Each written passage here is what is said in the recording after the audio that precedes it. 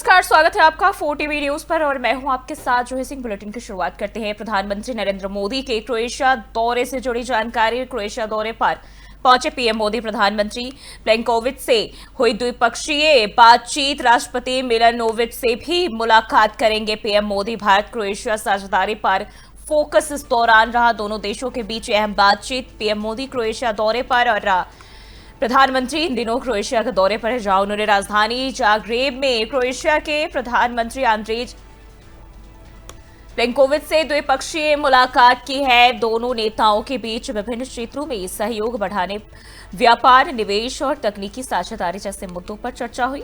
इस मुलाकात को भारत क्रोएशिया संबंधों को नई गति देने वाला कदम माना जा रहा है। पीएम मोदी की मुलाकात क्रोएशिया के राष्ट्रपति जोरान मिलनोविच से भी तय मानी जा रही है, जिसमें वैश्विक और क्षेत्रीय मुद्दों पर बातचीत होगी। यह दौरा दोनों देशों के बीच बढ़ते विश्वास और सहयोग को दर्शाता है।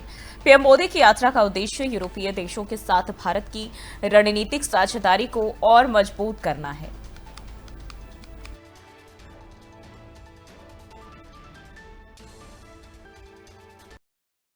और वहीं पीएम मोदी ट्रंप के बीच बातचीत से जुड़ी खबर सामने आ रही है। 35 मिनट तक दोनों नेताओं के बीच बातचीत हुई है। विदेश सचिव विक्रम मिस्री ने इसकी जानकारी दी। ऑपरेशन सिंदूर पर भी विस्तार से चर्चा की गई है। भारत ने आतंकवाद पर सख्त राय रखी है। तो प्रधानमंत्री नरेंद्र मोदी और अमेरिकी राष्ट्रपति डोनाल्ड ट्रंप के बीच करीब 35 मिनट तक फोन पर बातचीत हुई है। और इस बातचीत के बाद बात करें तो दोनों नेताओं ने हाल ही में हुए ऑपरेशन सिंदूर को लेकर भी चर्चा की है। और वही बताया जा रहा है कि विदेश सचिव विक्रम मिस्री के मुताबिक प्रधानमंत्री मोदी ने आतंकवाद के खिलाफ भारत के रुख को मजबूती से ट्रंप के सामने रखा और कहा कि भारत इस मुद्दे पर कोई समझौता नहीं करेगा। विदेश सचिव ने बताया कि भारत ने आतंकवाद और क्षेत्रीय सुरक्षा से जुड़े मुद्दों की बात करें, इन तमाम मुद्दों पर अपनी बात पूरी दृढ़ता और स्पष्टता से रखी है। इस संवाद को दोनों देशों के रणनीतिक संबंधों और सहयोग की दिशा में महत्वपूर्ण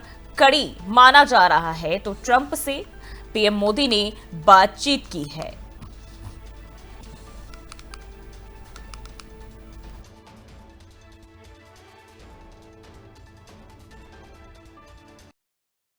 और वहीं लोकसभा स्पीकर ओम बिरला जयपुर दौरे पर थोड़ी देर में जयपुर से होंगे रवाना। तो ये जानकारी आपको बताते चले, सड़क मार्ग से बूंदी के खटकड़ गंडौली जाएंगे। लोकार्पण और शिलान्यास कार्यक्रमों में हिस्सा लेंगे। तो लोकसभा अध्यक्ष ओम बिरला आज राजस्थान के दौरे पर, जहां थोड़ी देर में जयपुर से सड़क मार्ग के जरिए बूंदी जिले के खटकड़ और गंडौली के लिए रवाना होंगे। और इस दौरान वे स्थानीय स्तर पर आयोजित लोकार्पण और शिलान्यास कार्यक्रमों में शामिल होंगे। ओम बिरला के इस दौरे को विकास कार्यों से जुड़ी परियोजनाओं की निगरानी और जनता से सीधे संवाद के रूप में देखा जा रहा है। कार्यक्रम के माध्यम से ओम बिरला क्षेत्रीय विकास की दिशा में किए जा रहे प्रयासों की भी जानकारी लेंगे और नई परियोजनाओं का शुभारंभ भी करेंगे। सुरक्षा और प्रशासनिक तैयारियों को लेकर जिला प्रशासन पूरी तरह मुस्तैद है। तो लोकसभा स्पीकर ओम बिरला राजस्थान दौरे पर और थोड़ी देर में जयपुर से रवाना होंगे और बूंदी के लिए रवाना होंगे।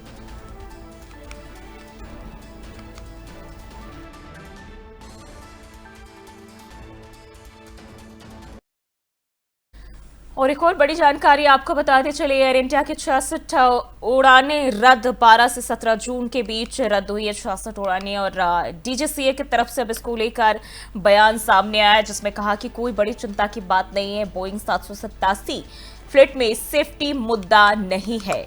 तो 12 से 17 जून के बीच कई उड़ानें रद्द हुई है। डीजीसीए की तरफ से कहा गया है कि इसके लिए कोई चिंता की बात नहीं है, परेशान होने की जरूरत नहीं है। बोइंग 787 फ्लीट में सेफ्टी मुद्दा नहीं है। तो एयर इंडिया की 66 उड़ानें रद्द कर दी गई है 12 से 17 जून के बीच। और आपको बताते चले, एयर इंडिया की कुल 66 उड़ानें जो है इसमें शामिल है। इनमें बोइंग 787 ड्रीम लाइनर विमानों की उड़ानें भी शामिल है। नागरिक उड्डयन महानिदेशालय यानी कि डीजीसीए ने इस मामले में अपनी तरफ से सफाई दी है और कहा कि एयरलाइन के 787 फ्लीट को लेकर किसी भी तरह की बड़ी सेफ्टी चिंता की बात नहीं है। डीजीसीए के मुताबिक उड़ानों का रद्द होना परिचालनात्मक कारणों से जुड़ा है और यात्रियों की सुरक्षा सर्वोच्च प्राथमिकता बनी हुई है। यात्रियों को पुनर्निर्धारित उड़ानों और रिफंड को लेकर सूचित भी किया जा रहा है। एयर इंडिया प्रबंधन भी मामले पर लगातार नजर बनाए हुए है और उड़ानों की सामान्य बहाली के लिए भी कदम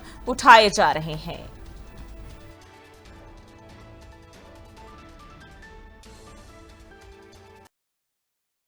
और बढ़ते हैं आगे। गोवा के मुख्यमंत्री डॉक्टर प्रमोद सावंत पणजी में आयोजित गोवा क्रांति दिवस समारोह में शामिल हुए।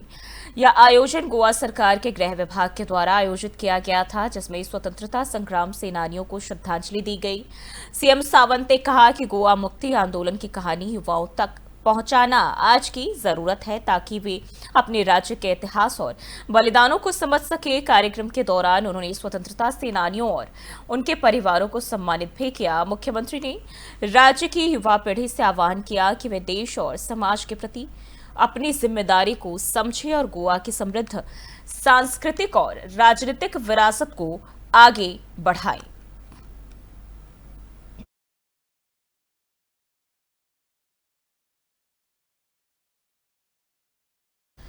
और वहीं लखनऊ में कोरोना के 3 नए मामले सामने आए हैं, यानी कि कोरोना की रफ्तार एक बार फिर से तेज होती हुई सभी मरीज होम आइसोलेशन में रखे गए हैं। अब तक मिल चुके हैं 38 मरीज।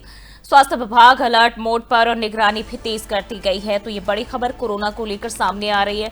उत्तर प्रदेश में कोरोना के मामले बढ़ते हुए नजर आ रहे हैं और ऐसे में सभी मरीज होम आइसोलेशन में रखे गए हैं।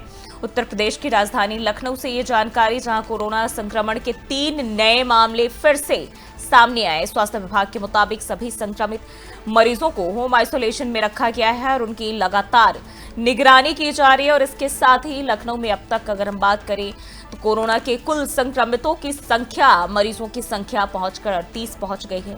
वहीं प्रशासन ने अब सतर्कता बढ़ा दी है और संभावित संपर्क में आए लोगों की ट्रेसिंग भी की जा रही है। स्वास्थ्य विभाग ने लोगों से सावधानी बरतने और लक्षण दिखने पर तुरंत ही जांच पड़ताल कराने की अपील की है। हालांकि फिलहाल स्थिति नियंत्रण में है, लेकिन विभाग संक्रमण की रोकथाम के लिए पूरी तरह सतर्क है।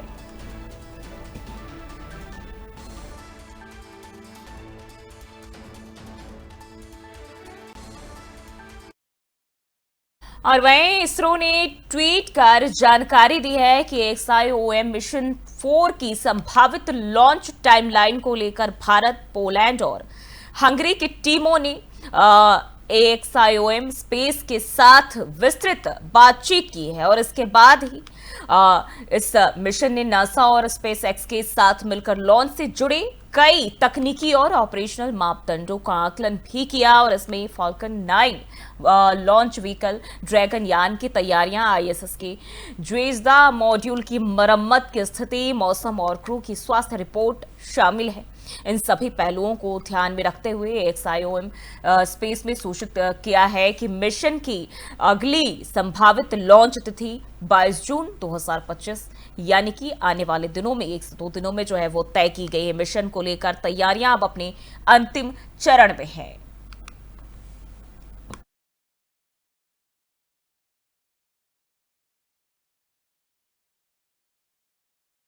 और बढ़ते आगे, नौसेना को मिलेगा पहला युद्धपोत अनाला। 18 जून को होगा विशाखापत्तनम में। Commission CDS general Anil Chauhan मुख्य अतिथि के रूप में शामिल होंगे। पनडुब्बी रोधी ताकत बढ़ाएगा INS अनाला। तो ये जानकारी आपको बताते चले, CDS जनरल अनिल चौहान इसमें बतौर मुख्य अतिथि शिरकत करेंगे। पनडुब्बी रोधी ताकत बढ़ाएगा INS अनाला। भारतीय नौसेना 18 जून को अपने पहले पनडुब्बी रोधी युद्धपोत अनाला को कमीशन करने जा रही है और ये ऐतिहासिक समारोह विशाखापत्तनम के नेवल डॉकयार्ड में आयोजित होगा। Chief of defence staff general Anil Chauhan इस मौके पर मुख्य अतिथि के रूप में पहुंचेंगे, जबकि कार्यक्रम की मेजबानी ईस्टर्न नेवल कमांड के प्रमुख वाइस एडमिरल राजेश पिंडारकर करेंगे। INS अनाला की तैनाती से नौसेना की पनडुब्बी रोधी क्षमताएं काफी मजबूत होगी, यानी कि भारतीय नौसेना के लिए एक और जो है मजबूती उनके लिए मिलने जा रही है। और ऐसे में देखें तो जो क्षमताएं हैं वो और विस्तृत और मजबूत होगी, जिससे समुद्री सुरक्षा को एक नया आयाम मिलेगा, नया बल मिलेगा। अर्नाला स्वदेशी तकनीक से जो है निर्मित है और इसे विशेष रूप से तटीय क्षेत्रों में पनडुब्बियों के खतरे से निपटने के लिए डिजाइन किया गया है। और यह युद्धपोत भारत की समुद्री आत्मनिर्भरता की दिशा में बड़ा कदम है।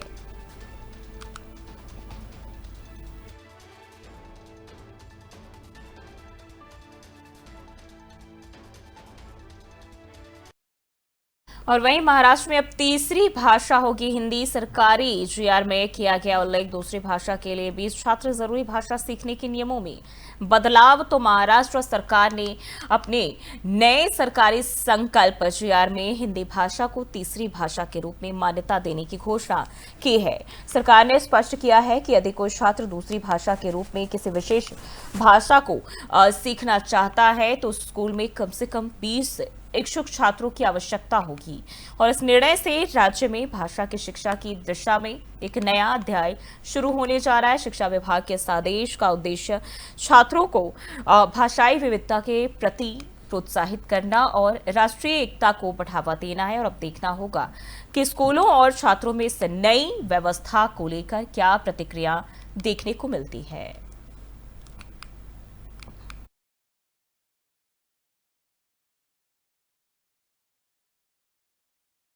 और इस वक्त देश भर में हादसे दिन ब दिन बढ़ते जा रहे हैं। गुजरात के बोटाद से जानकारी, जहां नदी में बही गाड़ी और 9 लोग लापता बताए जा रहे हैं। करियानी गांव के पास ये हादसा हुआ है। बचाव के लिए एनडीआरएफ की टीम भी तैनात है। राहत और खोज अभियान जारी है। गुजरात के बोटाद जिले के करियानी गांव के पास एक दर्दनाक हादसा सामने आया है और जहां एक गाड़ी नदी में बह गई। गाड़ी में कुल 9 लोग सवार थे जो अब लापता बताए जा रहे हैं। हादसे के तुरंत बाद बात करें तो रेस्क्यू ऑपरेशन भी शुरू किया गया। राष्ट्रीय आपदा प्रतिक्रिया बल यानी एनडीआरएफ की एक जो टीम है वो मौके पर पहुंच गई और लापता लोगों की तलाश शुरू कर दी गई। स्थानीय प्रशासन और पुलिस भी राहत कार्यों में जुटे हुए हैं। और यह हादसा भारी बारिश के चलते नदी के जलस्तर में अचानक बढ़ोतरी के कारण हुआ है बताया जा रहा है। और प्रशासन ने लोगों से अपील की है कि खराब मौसम में अनावश्यक यात्रा से बचें और सतर्क जरूर रहें।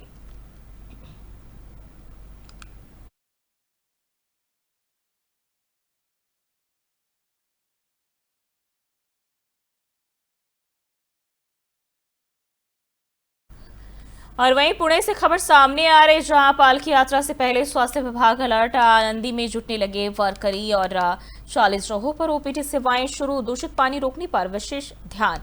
तो पुणे के आनंदी से संत ज्ञानेश्वर महाराज की पालकी यात्रा 2 दिन बाद पंढरपुर के लिए रवाना होगी। यात्रा से पहले आनंदी में वारकरियों की भीड़ उमड़नी शुरू हो गई है, जिसे देखते हुए महाराष्ट्र सरकार का स्वास्थ्य विभाग पूरी तरह से सतर्क हो गया है। भीड़ भाड़ वाले इलाकों में करीब 40 स्थानों पर ओपीडी सेवाएं चालू कर दी गई है ताकि लोगों को तत्काल इलाज मिल सके।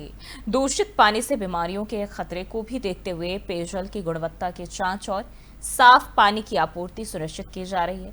डॉक्टरों की विशेष टीमें भी तैनात की गई है। स्वास्थ्य विभाग की तैयारियां इस विशाल धार्मिक यात्रा को सुरक्षित और व्यवस्थित बनाने की दिशा में बड़ा कदम है।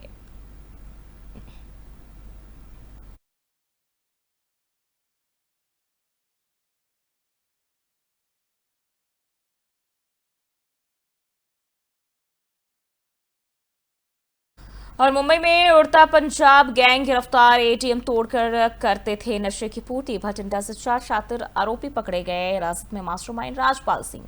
तो मुंबई पुलिस ने उड़ता पंजाब गैंग का पर्दाफाश कर एटीएम लूट की बड़ी साजिश का खुलासा किया है। नेहरू नगर इलाके में 7 जून को हुई वारदात के बाद पुलिस ने पंजाब के भटिंडा से 4 आरोपियों को गिरफ्तार किया है। और ये आरोपी देश भर में फैले एटीएम लूट नेटवर्क का हिस्सा थे, जो चोरी की नकदी से नशे की लत और ऐशो आराम की जिंदगी जीते थे।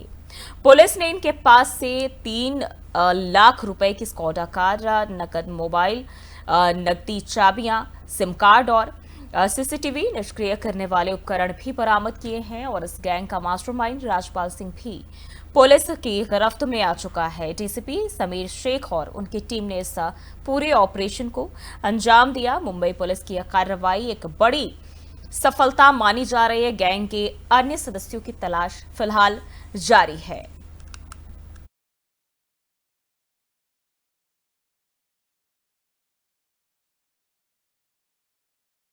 और वहीं मुंबई में विश्वकर्मा समाज का अभियान जन जागरूकता कार्यक्रम का आयोजन और दहिसर में जुटे समाज के प्रमुख चेहरे संगठन के लिए चला वाद संवाद और संकल्प। तो मुंबई के दहिसर इलाके में विश्वकर्मा समाज को संगठित करने के उद्देश्य से एक बड़ा जन जागरूकता अभियान चलाया गया। राधाकृष्ण मंदिर हॉल में आयोजित इस कार्यक्रम में विश्वकर्मा चैरिटेबल ट्रस्ट ने समाज के विभिन्न वर्गों को एक मंच पर लाने का प्रयास किया है। कार्यक्रम के मुख्य अतिथि लोकजन सोशलिस्ट पार्टी के अध्यक्ष डॉक्टर वीरेंद्र विश्वकर्मा और प्रवीण विश्वकर्मा विशेष रूप से आजमगढ़ से पहुंचे। शिवसेना यूबीटी के नेता उद्देश्य पाटेकर भी इस दौरान मौजूद रहे। समाज के कई प्रमुख प्रतिनिधियों ने संगठन की आवश्यकता और सामाजिक एकजुटता पर जोर दिया। संचालन वरिष्ठ पत्रकार राकेश विश्वकर्मा ने किया और आयोजन को सफल बनाने में समाज के कई सदस्यों ने महत्वपूर्ण भूमिका निभाई। कार्यक्रम में समाज को आगे बढ़ाने की दिशा में नए संकल्प भी लिए गए।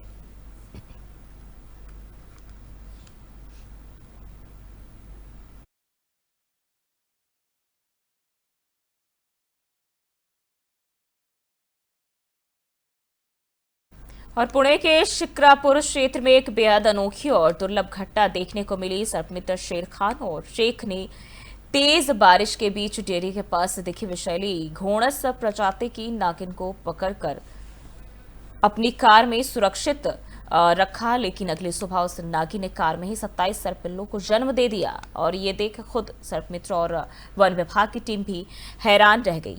शेर खान शेख ने तत्काल शिरूर वन विभाग को इसकी जानकारी दी और बाद में सभी सर्पिल्लों को और मां नागिन को सुरक्षित जंगल में छोड़ा गया है। और इस पूरे रेस्क्यू ऑपरेशन में नेचर गार्ड संस्था के कार्यकर्ता भी शामिल रहे और ये घटना प्रकृति की अद्भुत शक्ति को दर्शाती है। वहीं वन्यजीव संरक्षण के प्रति मानव की जिम्मेदारी की मिसाल भी बन गई है।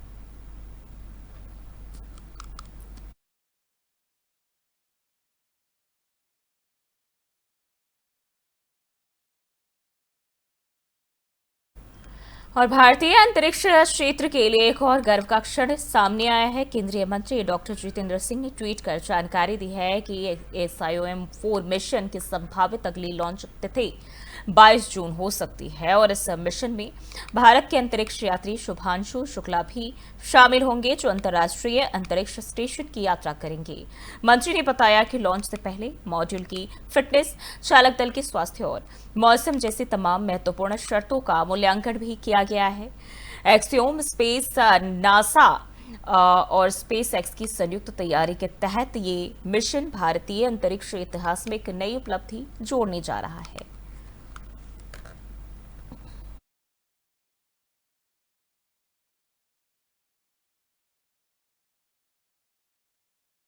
और इस बार मानसून ने देश भर में पहले ही अपनी दस्तक दे दी है, जिसके चलते एक तरफ जहां लोगों को गर्मी से राहत मिली है, निजात मिली है, तो वहीं कई जगहों से जलभराव और कई सारी चीजें भी सामने आए। यानी कि यूं कहे कि लोगों को मुश्किलें भी होनी शुरू हो गई है।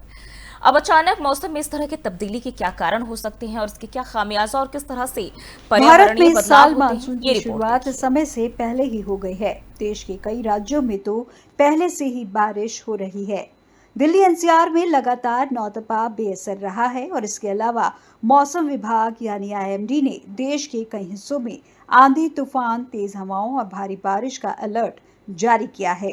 वहीं केरल और महाराष्ट्र में तो मानसून ने पहले ही दस्तक दे दी है।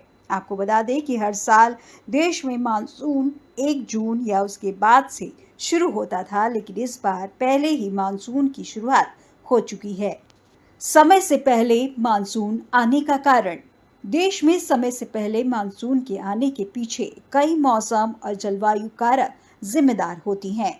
इनमें समुद्री सतह का तापमान एक महत्वपूर्ण भूमिका निभाता है, क्योंकि गर्म समुद्री पानी से वाष्प का उत्सर्जन बढ़ता है, जिससे मानसून सक्रिय होता है। मौसमी हवाओं का व्यवहार भी मानसून की दिशा और गति को प्रभावित करता है। मैडीन जूलियन ऑसिलेशन (MJO) जैसे कारक जो वायुमंडल में हवा के दबाव में उतार चढ़ाव को बताता है, मानसून की तीव्रता और समय को नियंत्रित करते हैं। इसके अलावा एल नीनो और ला नीना जैसे प्रभाव भी मानसून की गति पर प्रभाव डालते हैं। वायुमंडलीय दबाव में बदलाव जैसे उष्णकटिबंधीय क्षेत्र में उच्च या निम्न दबाव मानसून को तेज या धीमा कर सकते हैं। इसके साथ ही जलवायु परिवर्तन के कारण तापमान और हवाओं के पैटर्न में बदलाव हो रहे हैं, जो मानसून के असामान्य व्यवहार का कारण बन रहे हैं। ये सभी कारक मिलकर मानसून के समय से पहले या विलंब से आने में भूमिका निभाते हैं। इसलिए मौसम विभाग लगातार इन प्रणालियों पर नजर रखता है। समुद्री सतह का तापमान। आपको बता दें कि जब अरब सागर और बंगाल की खाड़ी में समुद्री सतह का तापमान नॉर्मल से ज्यादा हो जाता है, तब ऐसे में हवा का बहाव स्थल की ओर होता है और मानसून जल्दी शुरू हो जाता है। क्योंकि समुद्री सतह का तापमान हवाओं में नमी को बढ़ाता है, जिससे मानसून के लिए अनुकूल स्थिति बनती है। मौसमी हवाओं का व्यवहार। मानसून की ज्यादातर निर्भरता दक्षिण पश्चिमी हवाओं पर होती है, इसलिए जब भी जेट स्ट्रीम या फिर दूसरी वैश्विक हवाएं समय से पहले दक्षिण की तरफ खिसकती हैं, तो मानसून की शुरुआत जल्दी हो जाती है। वायुमंडलीय दबाव में बदलाव। जब भारतीय उपमहाद्वीप पर हवाओं का दबाव कम हो जाता है, तो हवाओं का बहाव समुद्र से स्थल की तरफ होने लगता है। इससे मानसून की शुरुआत पहले ही हो जाती है। जलवायु परिवर्तन। धरती पर तेजी से बढ़ रहे ग्लोबल वार्मिंग के कारण मौसम के पैटर्न में बदलाव हो रहा है, जिससे तापमान में बढ़ोतरी और बारिश के पैटर्न प्रभावित हो रहे हैं। इससे भी समय से पहले मानसून आ सकता है। क्यों नहीं तप रहा नौतपा मरता है और इससे गर्मी की संभावना बढ़ जाती है और अत्यधिक गर्मी के कारण पृथ्वी पर हवा का दबाव कम हो जाता है और हवाएं ऊपर की तरफ चलने लगती हैं। उसे भरने के लिए समुद्री हवाएं भारत में प्रवेश करती हैं और वर्षा करती हैं, लेकिन इस बार समय से पहले समुद्री हलचल के कारण समुद्री हवाओं को बहाव भारत की ओर पहले हो गया, जिसके कारण नौतपा का असर नहीं दिख रहा है। वैज्ञानिकों ने बताई ये वजह। मौसम वैज्ञानिकों के मुताबिक भारत में नौतपा के बेअसर होने का मुख्य कारण अरब सागर और बंगाल की खाड़ी में नमी का बढ़ना है। इसी दौरान समुद्र का टेम्परेचर सामान्य से अधिक रहा, जिसके कारण मानसूनी हवाएं तेजी से सक्रिय हो गईं। फिर पश्चिमी हवाएं चली और चक्रवाती हलचलों ने भी मानसून को बढ़ने में मदद की। इसके अलावा दुनिया भर में होने वाला जलवायु परिवर्तन भी मौसम के इस पैटर्न में बदलाव का एक बड़ा कारण बन रहा है। जलवायु परिवर्तन के चलते समुद्री और वायुमंडलीय परिस्थितियों में जो बदलाव आ रहे हैं, उनका सीधा असर मानसून पर देखने को मिल रहा है। इस बार जल्दी शुरुआत इसी का उदाहरण है। तो आपने देखा कि कैसे समुद्र का तापमान, वायुमंडलीय दबाव और हवाओं की दिशा मानसून के समय को तय करते हैं। लेकिन इसका मतलब यह भी है कि अगर हम प्रकृति के साथ सामंजस्य नहीं बनाएंगे, तो ऐसे बदलाव और अधिक खतरनाक हो सकते हैं। पर्यावरण की रक्षा करना अब सिर्फ जिम्मेदारी नहीं, जरूरत बन गया है। प्रकृति की चेतावनी समझिए और समय रहते संभलिए। फिलहाल के लिए बुलेटिन बस इतना ही। देश और दुनिया की तमाम खबरों के लिए देखते रहिए 4 TV न्यूज़।